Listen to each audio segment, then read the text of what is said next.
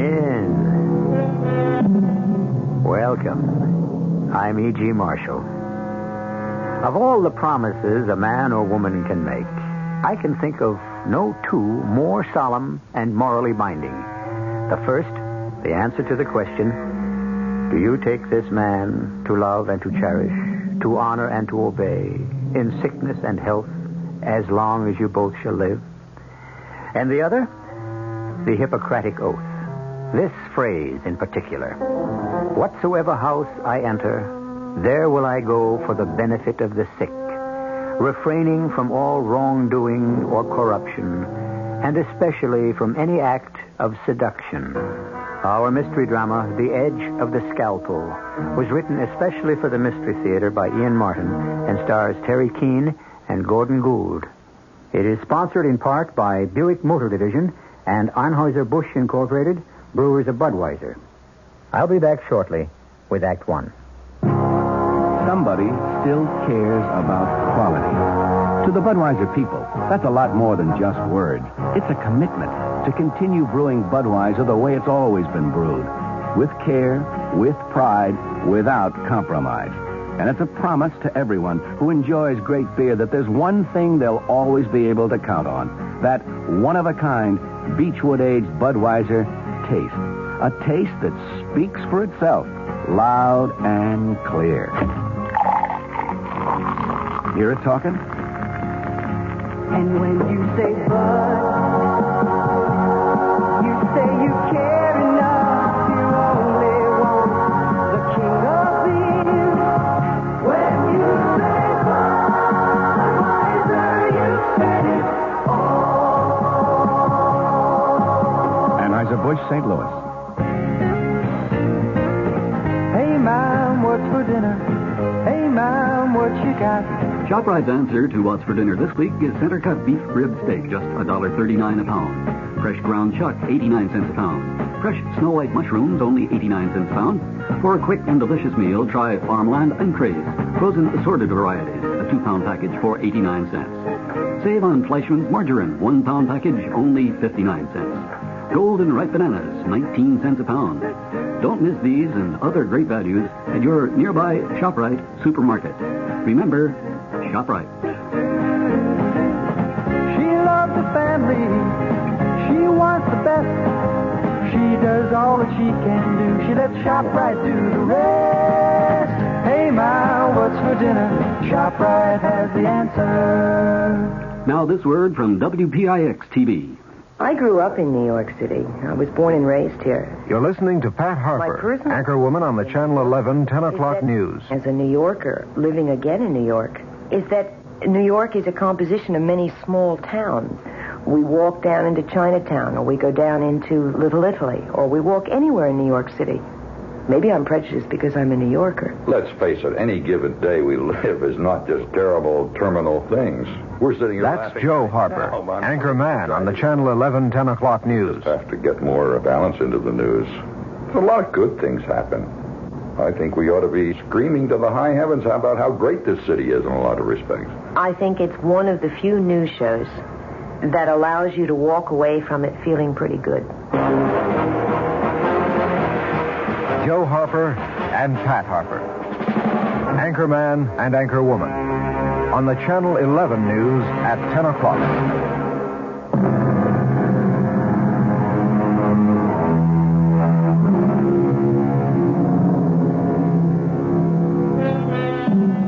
The Edge of the Scalpel. This is the story of a surgeon who walked it, who poised it above his deadly rival, literally holding the life of the man on the operating table in his hands.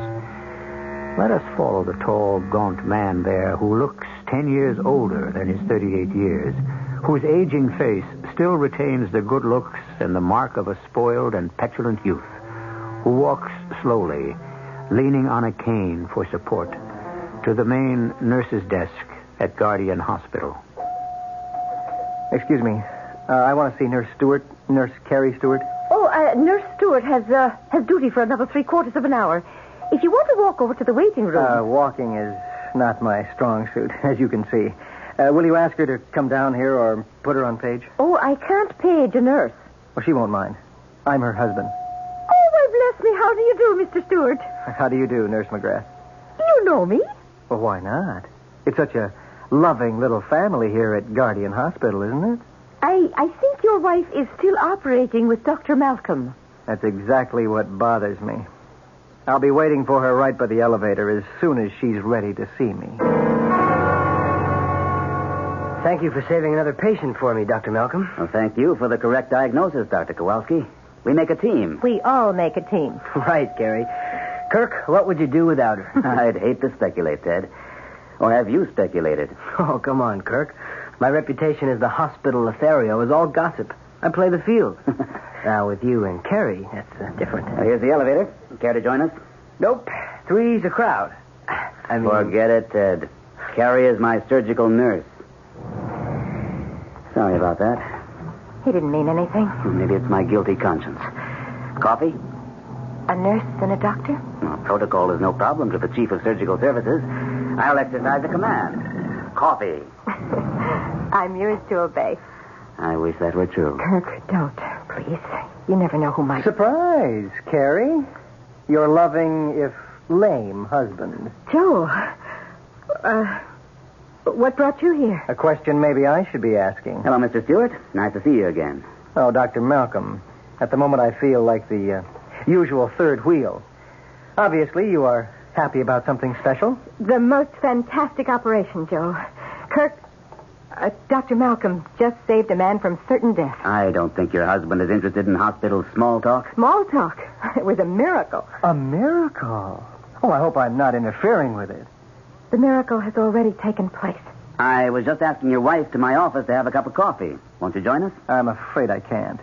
Unless it's for some special consultation. No.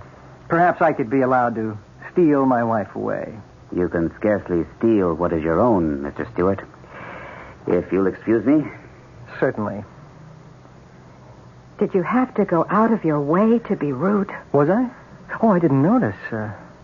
But could I sit down for a moment? Of course you can. You shouldn't be on your feet this much anyway.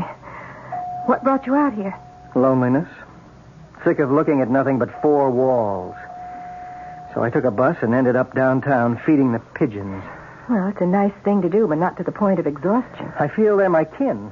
They walk as clumsily as I do.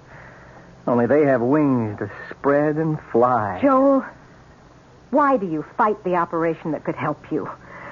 Dr. Malcolm tried to explain... I'd like to forget Kirk Malcolm. And he'd be the last person I'd be likely to tell I'm scared out of my skull of an operation. Carrie, drive me home. I can't. I'm still on duty. Well, can't you beg off? No way. We're shorthanded. Back in the same old circle. Everyone has a duty but me. You have one. Go back to work. You know there's always room in advertising for your talent. Joe, please, I should be back on the operating floor. Why did you come here? Not to spy on you, Carrie. Whatever you think. Just that my legs gave out. I couldn't face the bus ride home. Excuse me, Carrie, but OR just called down for you. Emergency. Oh, thanks, Mac. I'll be right up. Oh, I'm sorry to chuck it in your lap. Joe, here are the keys. You take the car. I'll take the bus. If only we could go back to where we started, Carrie. It was good, wasn't it? Yes, Joe, but... Look, I cannot talk now. I've got to go. A busy little breadwinner. But just hang on to one thought, lover. I'll never be satisfied with the crumbs.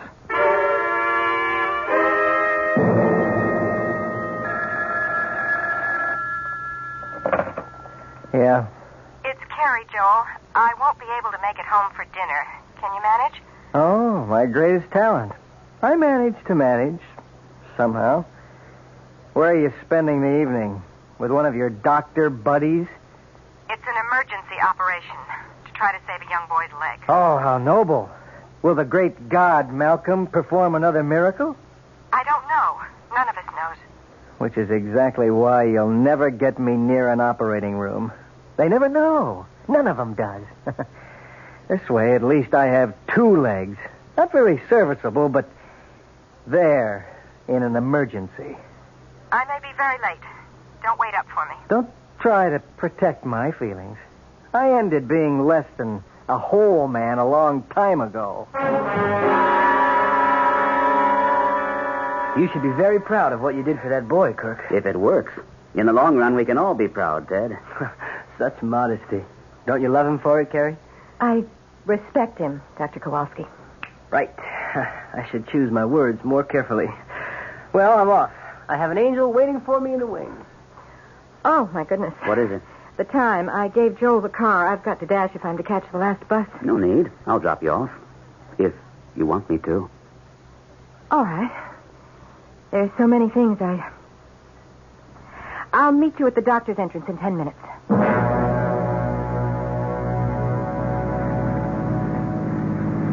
I thought inviting you to dinner might help you understand the way things are. You mean with Joel? What can you do with a man who refuses to take advantage of what surgery might do for him? Convince him that it can. He's scared, Kirk. He needs to find somebody he can place all his trust and faith in. I'm scarcely the man for that. You almost managed to convince him last night. Is that the only reason I was invited? You know it was. Oh, Carrie, darling. Kirk. I'll lay it right on the line, Carrie. He's afraid he wouldn't be able to hang on to you if you knew he didn't need you anymore. He has every right to hang on to me as long as he wants. Isn't that a little masochistic? I was driving the car when he first got hurt. That has nothing to do with his condition now.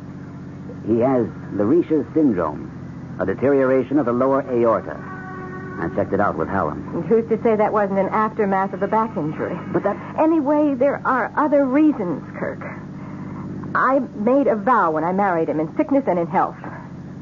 I can't break that. Somehow, in this day and age, it seems... I mean, I love you, Carrie. And I know you love me. Yes, I do. But I guess, Kirk, I'm just, old-fashioned. I suppose the timing couldn't be more perfect. You're home. Thank you for delivering me right to my door. You're an important package. And the best-loved surgical nurse I've ever had. Professionally, we make a team. You were wonderful tonight. You are wonderful. Oh, how I wish... Carrie.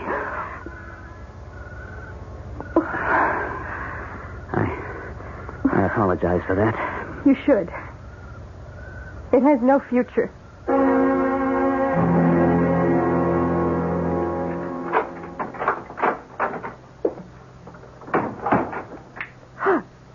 Joe.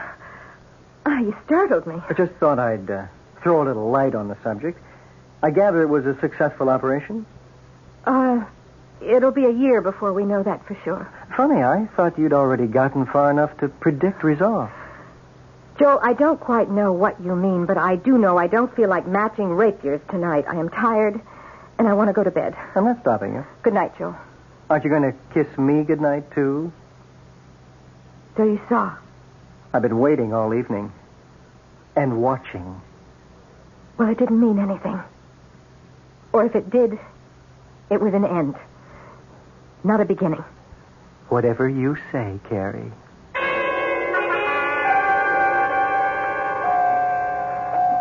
Morning, Nurse McGrath. Any problems?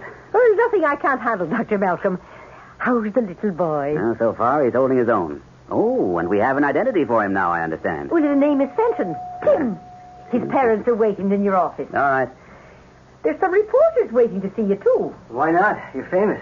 Morning, Mac. Morning, Dad. Good morning, Dr. Kowalski. And indeed, you are, Dr. Malcolm. Oh, you must be very proud of what you accomplished last night. Well, it balances out. Oh, Mac, has Nurse Stewart checked in yet? No, she called in earlier to say she'd be delayed. Her husband isn't feeling well. Oh? Anything serious? No, she didn't say. Any message we can give her? Well, no, it's a personal matter. I'll be in my office with Tim's parents. Now, what kind of a personal matter would you suppose exists between Carrie and Kirk Malcolm? Sure, if it were common knowledge. It couldn't be very personal now, could it? Meaning mind my own business, huh? You said it, Doctor, not I. Well, it is sort of my business because Dr. Malcolm is my friend. Mac, you know the hospital better than anyone. You've been here longer. But I came with the cornerstone. Are there rumors going around about Carrie and... But I didn't plant the grapevine. and I feed it no nourishment. All I'm worried about is that any hint gets to the Iron Duke upstairs. If old Hadley up in administration noses out what's being whispered around, we could lose Dr. Malcolm and Carrie. I wouldn't want to see that. Oh, nor me.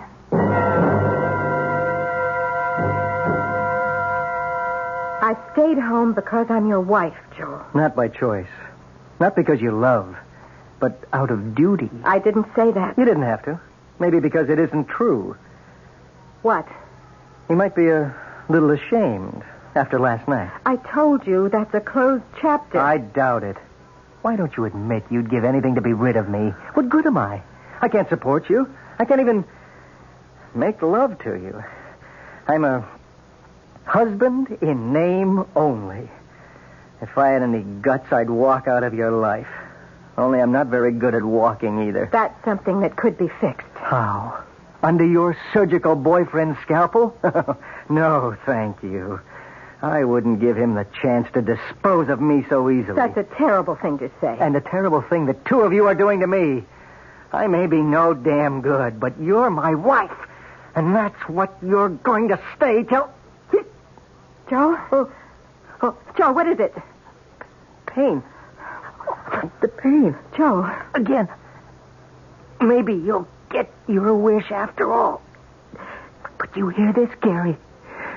You get me my own doctor, or I'll haunt you the rest of my life.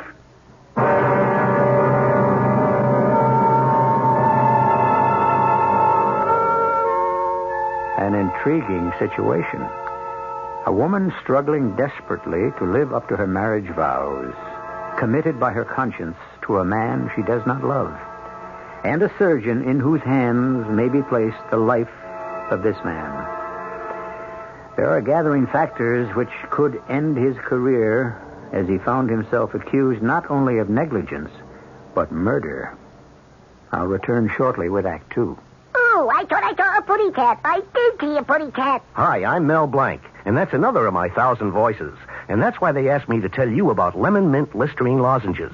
Because when your throat is hot and dry from a cold, they make it feel cool and soothed. And Listerine's anesthetic medicine helps give fast, temporary relief from minor sore throat pain. Lemon mint Listerine lozenges. No matter how many voices you've got, you've only got one throat. So you get Listerine lozenges, folks. Use only as directed. Here's Ralph Flinger, better known as Mr. I Know Where They Are. Ralph, whatever became of Edwin Lowdy, the inventor of the bridge lamp? Oh, yes. Well, he's well up in his 90s now, but he still works every day taking chain-link fences apart. A listener would like to know whatever became of a young daredevil named Warner Bromley, who flew a Zeppelin upside down. Yes. He once tried to fly a Zeppelin upside down through the framework of the Eiffel Tower. What's he doing now? He inflates weather balloons for the government.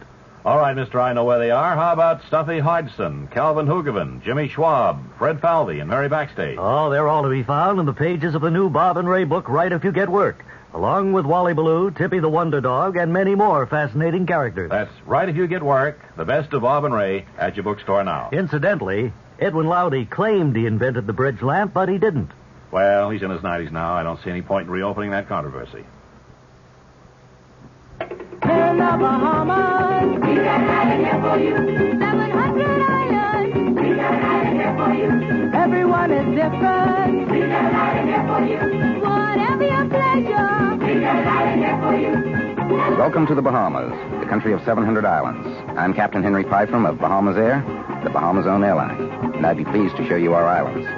I can fly you to colonial-style Nassau Paradise Island, or to swinging Freeport Bucaya, to Eleuthera, where the pineapples grow, or to Bimini, where the fishing is fantastic. Every one of our Bahama islands is a whole different experience. You choose your favorites, and I'll fly you there. Here in the Bahamas, we got an island here for you. 700 islands, we got an island here for you. Flights leave every day for the Bahamas, the country of 700 islands. Shouldn't you be on one of them? See your travel agent or call toll-free 800-327-0787. Bahamas Tourist Office.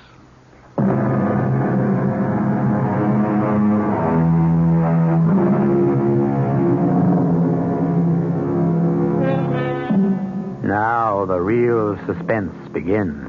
The ultimate suspense in our world. The fight to save a human life. As the door to the emergency room opens, Carrie turns toward it, her face drawn and strained.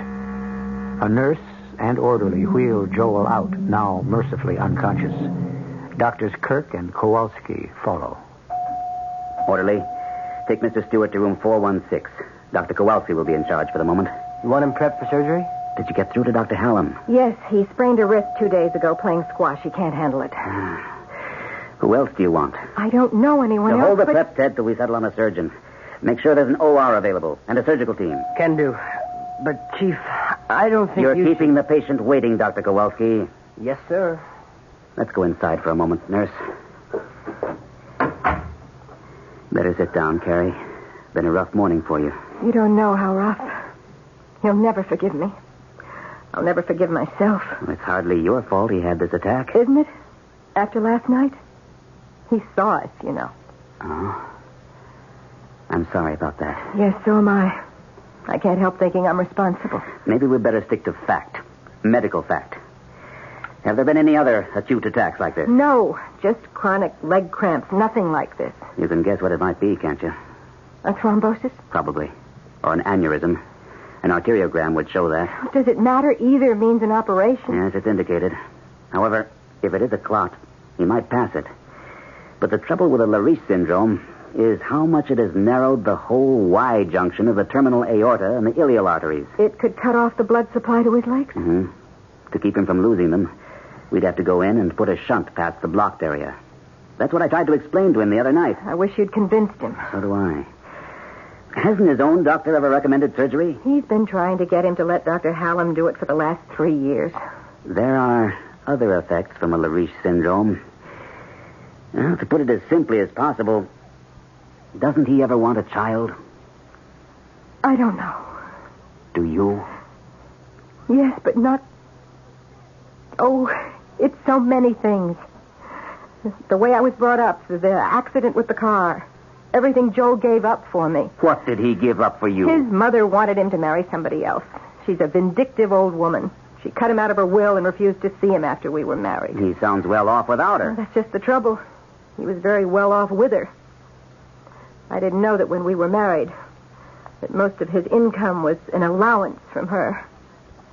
He never dreamed she'd cut it off. But all of this doesn't matter. Joel's health comes before anything.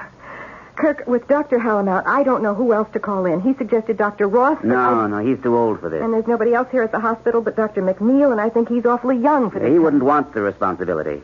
Nor would I allow him to take it as chief surgeon. So, will you operate? Well, let's see how it goes.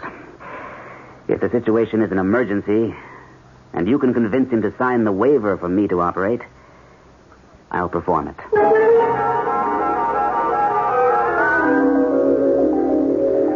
What do you want? I'm sorry if I woke you, Mr. Stewart. Every 2 seconds someone does. The worst is over. We've taken all the necessary tests. What's the verdict? I'll let Dr. Malcolm answer that. Dr. Malcolm? Oh, yes. I am acquainted with him, and he's acquainted with my wife. So am I. I'm Dr. Kowalski, by the way. I've heard of you. Your wife's most ardent admirer. Nice try, Doctor. Not the most ardent, though. She's quite a woman. Pretty common opinion around you doctors, I gather. One you share. Oh, I do. I also share another one that seems quite prevalent. What's that? That she's much too wonderful a woman to be wasted on a helpless invalid. Isn't that what her colleagues say? I've never heard anyone say it. As to your being a helpless invalid, that isn't accurate. In a sense, what happened to you this morning may turn out to be your lucky break. In what sense? Well, you could have gone along for years with a chronic circulatory condition. Now that it's acute, something has to be done about it. An operation? That's up to Dr. Malcolm. Oh, no, my friend. It is not. Only over my dead body. How's the patient, Dr. Kowalski? Just fair, Dr. Malcolm. Forgive me, Carrie. That's all right. I want to know. Okay, this is right to the roots. There's advanced claudication in the lower extremities. I'd say immediate operative procedure is indicated. Does my husband agree? I didn't tell him directly. I said that was up to The surgeon. Well, then let's settle it right now. Why don't you have a talk with him first, Carrie? All right. But you do feel it's an emergency, Dr. Kowalski. I know damn well it is. Then I'll prepare him. Thanks. Who is going to operate, sir? I am. If Mr. Stewart agrees, Mrs. Stewart has asked me to. Oh. Well, he's in pretty poor general health. He might not come through. I know. But if he isn't operated on, he could lose one or both of his legs. Or his life. Look, why stick your neck out? A surgeon sticks his neck out every time he takes that knife in hand. I'm the only surgeon in this hospital, or presently available, that's best suited for the job. Anything else you want to say, Dr. Kowalski? No, sir. Except, good luck.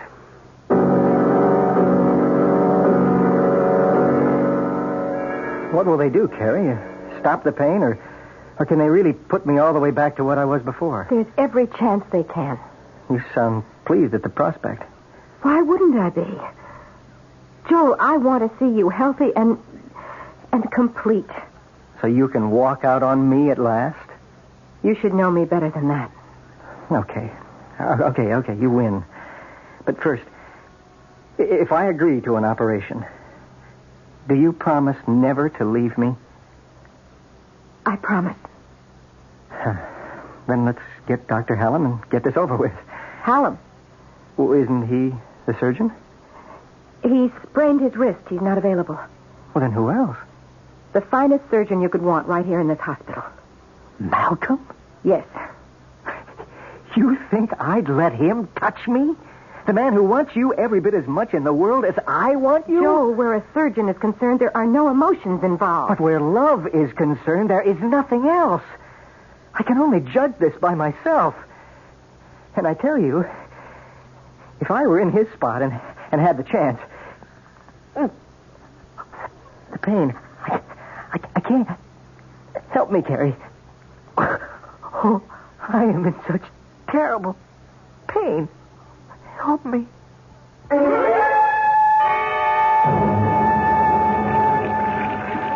Dr. Malcolm, you sure we should go through with this? You're the internist. You know that it's crucial. And the time is the main criterion. Well, suppose you lose him. Why should I? The actuarial figures are 5% mortality under normal conditions. But with complications. I'm a surgeon, not a mathematician. You'll need a little briefing on this one, Dr. Kowalski, and the rest of us who are scrubbing up. It's an unusual operation, so we will put it on closed-circuit TV. I don't think I have to go into any details here. We'll wait for the operating theater.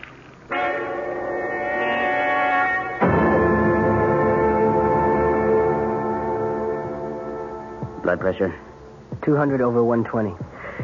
I don't like that. Still, there was bound to be hypertension. How long are we going to be, Dr. Malcolm? Not less than 3 hours is my guess. Could be twice that. Ask Dr. Frost on anesthesia if he can hold him. Nurse, let me see your instrument tray. You can switch on the closed-circuit TV now. For most of you observing this operation, this will be your first experience with a Lariche syndrome. The patient involved is at a critical stage, since a large thrombus or blood clot is cutting off the main circulation to the interior organs and the lower extremities. So, operative procedure is mandatory. Is everyone ready, Dr. Kowalski? Ready, Dr. Malcolm. Very well. Nurse, skin knife.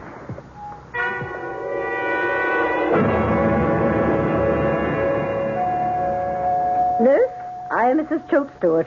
My son is being You? Hello, Mother Stewart. Yes, me. It's the same old stand. Never mind you. What about Joel?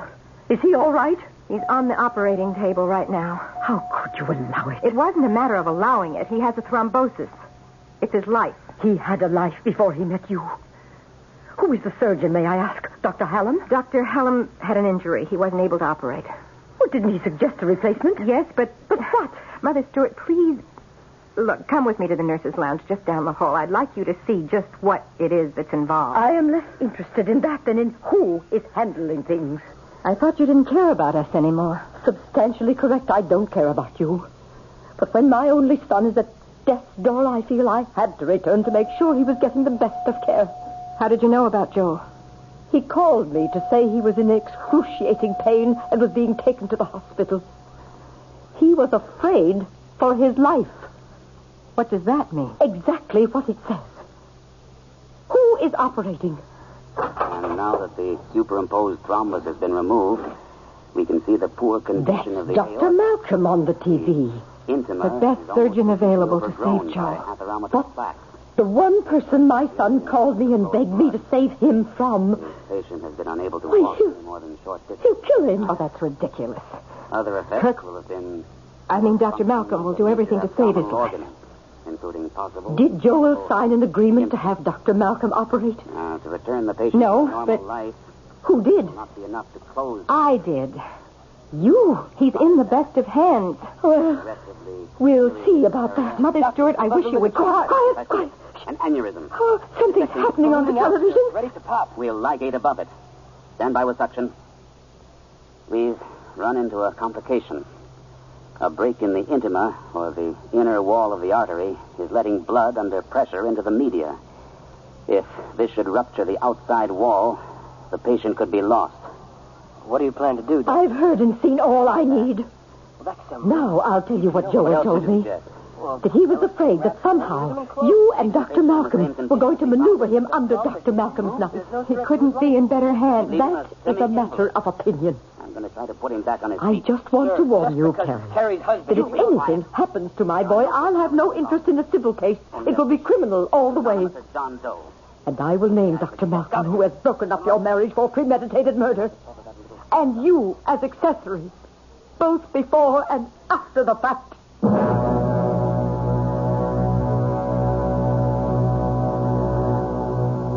In the operating theater, the drama of life and death is played out according to established rules. Or is it?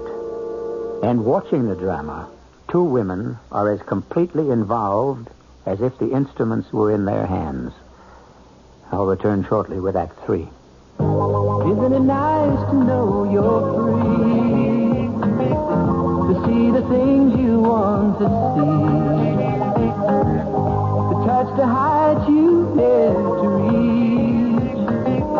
To know you're all that you can be. In the Free Spirit department, Buick's midsize 1976 Century has a lot going for it.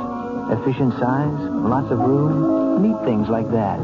But Century offers bonuses. It's a Buick, remember, which says one heck of a lot about how nicely it takes care of you. And Century does something for the sake of efficiency that no other American midsize car does. It comes with a V6 engine, and a Buick V6 at that. Century, the spirit will move you. Free spirit, Buick on the wings of the wind. How it's gonna be your spirit free. We're all a little leery of the dark. That's why some lonely night, you'll be glad you bought a Delco battery. A Delco quality battery with instant starting power. Delco batteries. Some lonely night, you'll be glad you bought one. Enter the AC Delco Energizer Sweepstakes. Win a Holland America cruise for two at Wasco Auto Supply, 139 Nassau Avenue at McGinnis Boulevard in Greenpoint. How long has it been since your car had a tune-up? If it's been too long, it could cost you money. Money for gas now, money for expensive repairs later. Save yourself some money with a tune-up at your Long Island Oldsmobile dealer, the dealer who handles quality AC Delco parts and is known all over the island for service reliability. Drive in soon to your Long Island Oldsmobile Network dealer for a tune-up with AC spark plugs and Delco points and condensers. Your Lion dealer in Freeport is Addy Oldsmobile, and in Great Neck, it's Belgrave Motors. The scene is a commercial bank in New York State. A trust officer is listening to his client explain that he no longer wants to manage his money himself. Well, you understand, I've managed my money myself over 30 years. Like doing it. But now, well, we'll be traveling a lot.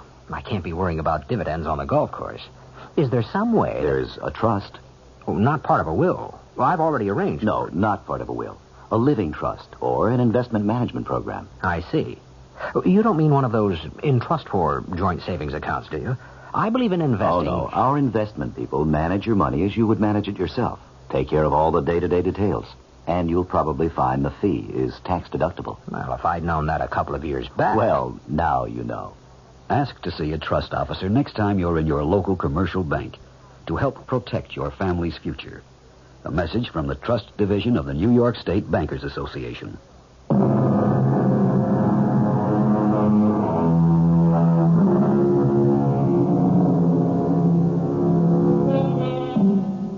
A high point of drama. Suspense piled upon suspense. Conflict on conflict. Watching on closed-circuit TV are the wife of the patient, whose life rests in the hands of the surgeon, and with her, the patient's mother, to whose biased, bitter, horrified mind her son appears to be helpless. I want it stopped. You can't do that. This is Joel's chance to become a whole man again. Or a dead one. I want it stopped. There is no way we can now. Now be quiet and listen. After consultation, we have decided to continue with the operation. The object now is to bypass the degenerated arteries by means of artificial ones. I'm aware that there is some risk to the patient. He admits it? But as surgeon, I assume that risk as justified in the overall picture. If you kill him, I'll make you pay. Scalpel. I am now making the incisions in the wall of the aorta to receive the plastic ducts that will bypass the degenerative condition observed earlier. A condition which, of course, we cannot repair. I'll make you both pay. You mark my words. Anesthesiologist reports he's throwing premature beats, Dr. Malcolm. I'm almost finished. He's on the edge of cardiac arrest. Then let's hope he doesn't go over it. I need 5 more minutes. Then we can close. It's going to be a long 5 minutes, sir. If I can buy those for him, I can buy him a long, healthy life. It's got to be worth it.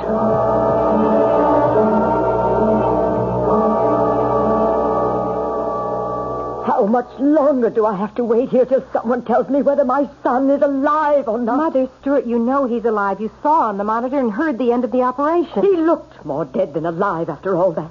Joel came through it. He lived. And he's going to be everything he ever was before. Then why isn't someone down here to tell us so? Because it takes a few minutes for the surgeons to clean up. The first moment he can, I'm sure Dr. Malcolm will be down to give his report. Kirk? Mm-hmm. Nurses call doctors by their first names. So Joel was correct. Yes, I'm sure he'll be down to report to you. Not to me. He doesn't even know I'm here. He should be here any moment. Oh, I don't want to talk to him. I don't want to even be near him. Not the man who planned to break up my son's marriage. You were the one who was against Joel marrying me. I should think you'd have been glad to have any excuse for something to break it up. Oh, is that what you have in mind?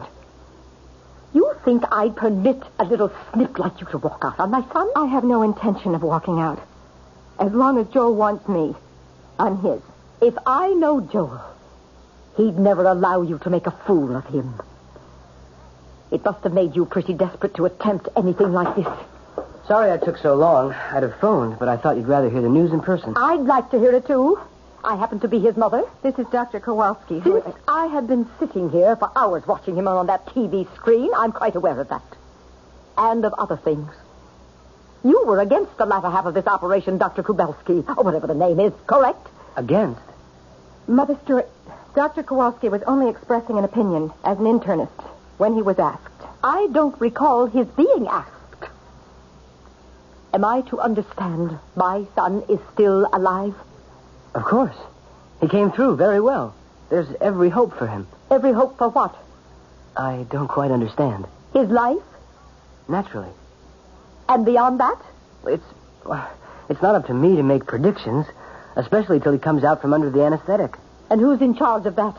Dr. Malcolm. He's in the recovery room with a battery of nurses and doctors. I want to see Joel.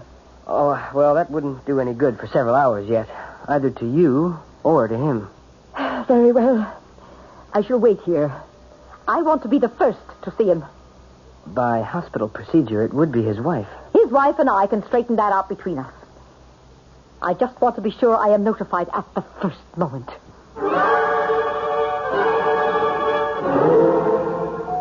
A whirling witch, Mac. I kid you not. Just because I'm an elder citizen around here, Doctor. Stop trying to get me mixed up in what doesn't concern me. Mac, we both love Kirk like he was your son and my big brother.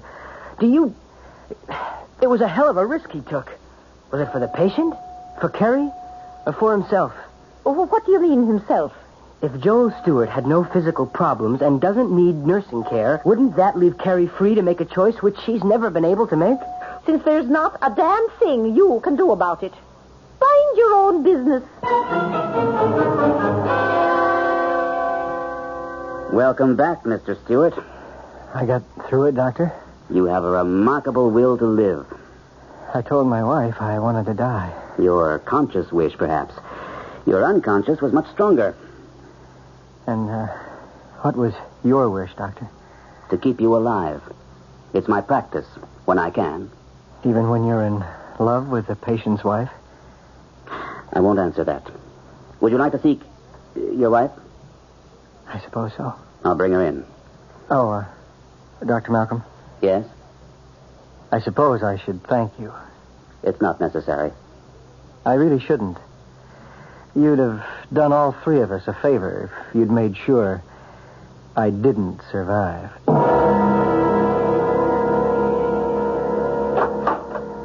Well, Carrie, it looks as though... Excuse me, Dr. Malcolm. I don't believe you've met Joel's mother, Mrs. Choate Stewart. Pleasure, ma'am. That remains to be seen. Is my son still alive? Well, of course. I came to tell his wife she could see him briefly. Both of you, if you desire. You can see him first if you want, Mother Stewart. I think I do. One question, Doctor. Do you expect him to live? I haven't a doubt, barring unforeseen complications. And will he be his old self? If you mean physically, I confidently expect, with therapy and proper care, in 3 months he'll be as active and healthy as all of us. I want to see him. All right. Nurse, take Mrs. Stewart to the recovery room. Shall we go along? No. Give Mother Stewart a little time with him alone first. Very well. Shall I accompany you? I would prefer to see him alone. As you wish. If you'll just go with the nurse. Quite an old battle axe. Well, that's about the politest name I can think of for her. Oh, Kirk, you took some awful risks. I did what I felt had to be done. Not just for me. Of course not. I mean, it wasn't in your mind or your heart that if Joe was no longer an invalid, then perhaps you and I... Not while I was operating, no. But now it is. No, it's too late. Whatever else might have been possible before, I promised Joel if he had this operation, I would never leave him. So, please, Kirk, let's leave it at that. If you love me. I just can't take any more. If I love you. Well, let's put it this way, Carrie. Because I love you, I leave it. It's a matter of conscience. Thus, conscience does make cowards of us all. That isn't fair, Kirk. I can't renege on a promise. I guess I wouldn't ask you to. So, this is the end for us? There never was a beginning. Now I must go to my husband.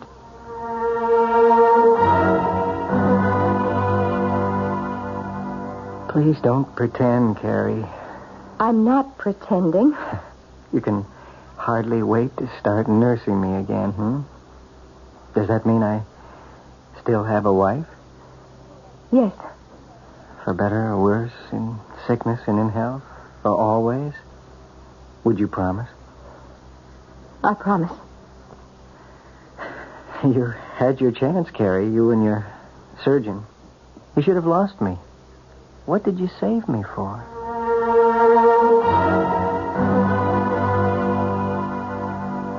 I'm a hard and unpredictable old woman, Carrie. And I've learned a lot of things today. A respect for others that I give seldom and grudgingly. A recognition of my own selfishness and of your unselfishness. The dedication of your surgeon, Dr. Malcolm. The weaknesses in my own child. Some of which he inherited from me. Mother Stewart, let me finish. It will be a long and expensive convalescence. I can afford it. You can't. He will mend physically. But all the flaws in his character, which I see so clearly for the first time, will still be there. When I told him I would remake my will in his favor and renew his allowance, He jumped at the chance. Mother, I can manage. I am perfectly willing. I know you are, Carrie.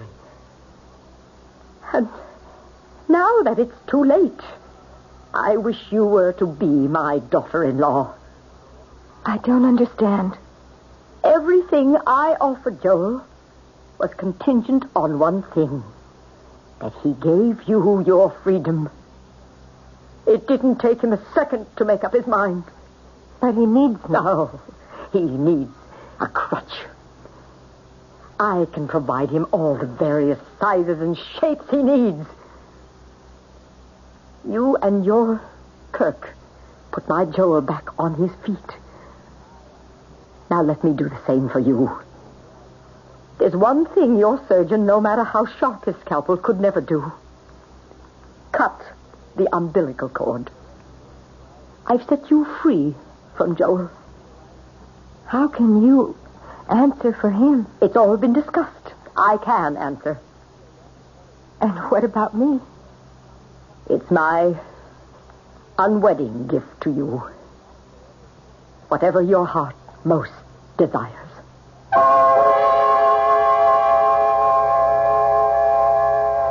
It was a quiet wedding 6 months later for Dr. Kirk Malcolm and the former Mrs. Joel Stewart. Ted Kowalski was best man, and everyone else who had attended the operation was there, except for the patient himself. He was traveling in Europe with his mother.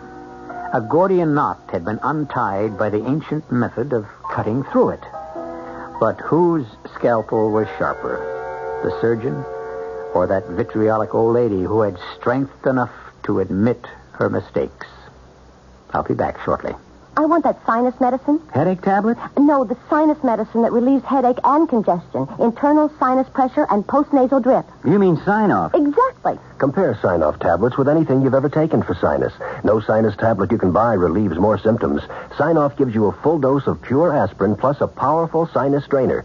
Sign-off works fast to help sinus pain while you drain. Sineoff. Sign-off, the sinus medicines in the bright red box. Take when needed, only as directed.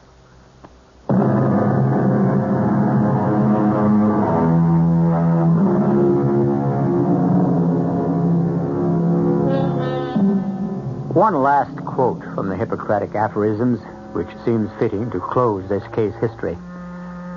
Life is short and art is long. The crisis is fleeting. Experiment risky.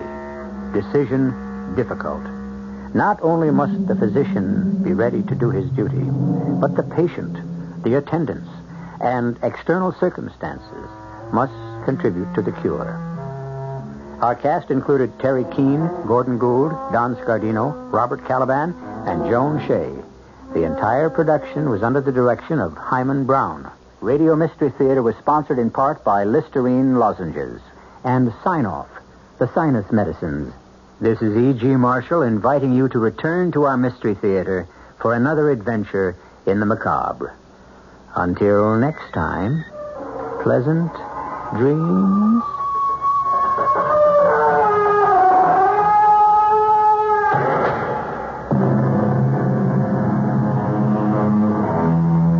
Tonight's Mystery Theater was also brought to you in part by ShopRite Supermarkets, where you get a lot more for a little less.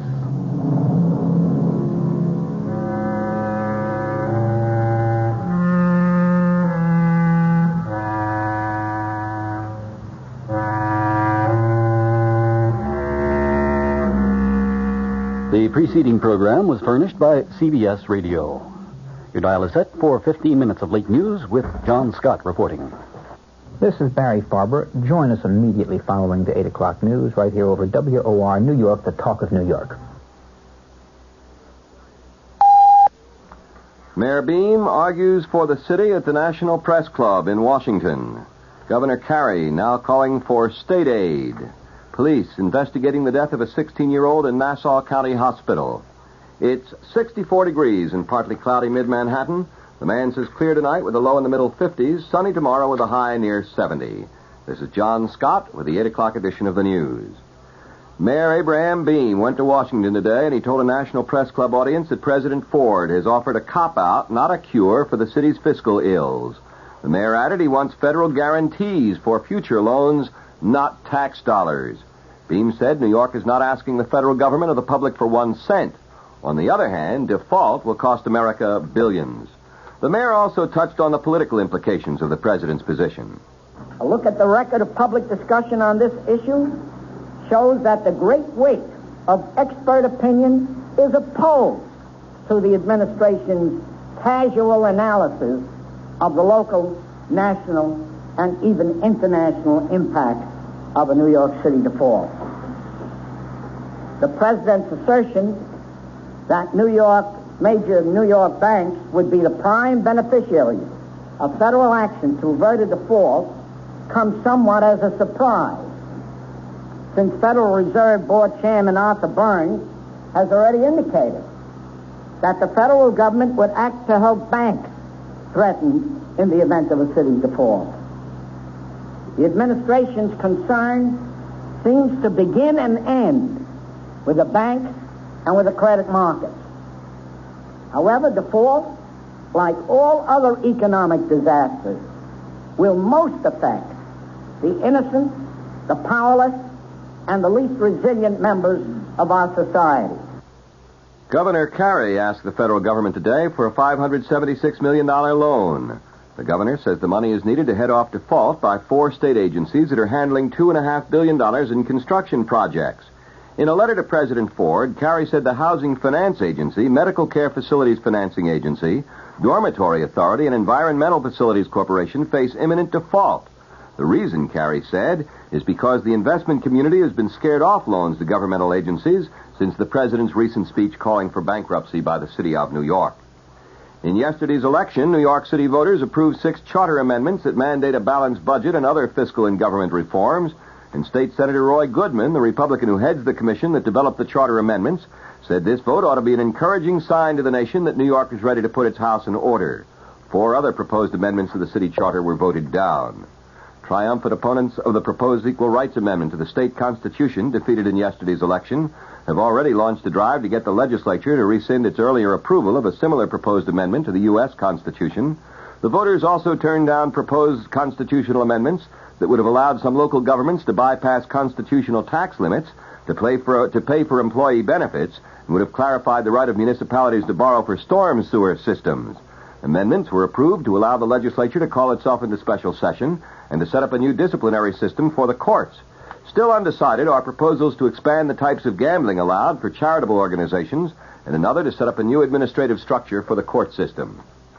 Nassau County's medical examiner said today that Mrs. Janet Sarvant asked doctors on several occasions to halt the use of a life-preserving kidney dialysis machine and take no extraordinary steps to save her terminally ill daughter.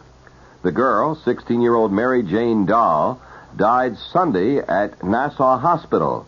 Police said a respirator, which also was used to sustain life, had been disconnected about 15 minutes before her death, and they termed it highly unlikely the plug was pulled by accident.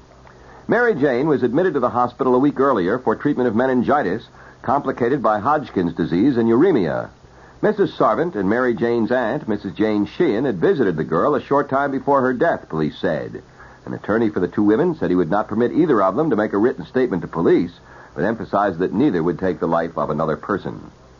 The federal government filed a civil rights suit today against a citizens group in Queens, accusing them of harassing and intimidating black homeowners in the predominantly white community of Rosedale.